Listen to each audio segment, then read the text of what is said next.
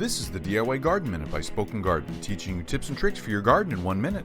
Find more 1-minute topics at spokengarden.com/podcast. Today's topic is summer garden planning.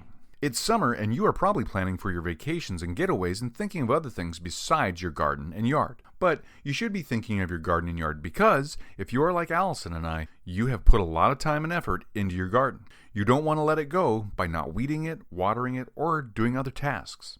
So you need a plan of action over this summer so you don't lose all of your hard work, right? Here are some ideas and an example of how to quickly roll it out before you leave and dive into your summer plans and vacations.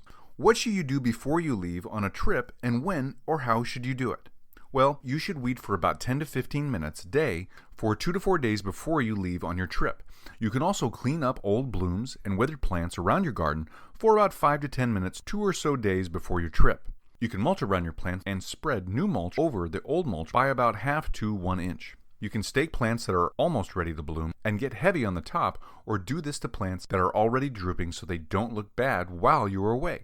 And you can automate your watering system so while you're away you can be sure that plants are staying hydrated and aren't becoming bastions of pests and diseases to spread throughout your garden. Have any other ideas on how to get ready before leaving on a summer trip? Email us and let us know how you do it. You can find other topics on our podcast page at spokengarden.com/podcast. Also, find us on Instagram or Pinterest under @SpokenGarden, all one word, to follow or leave us a comment. And find us on your favorite podcast platform and on Alexa. See you in the garden.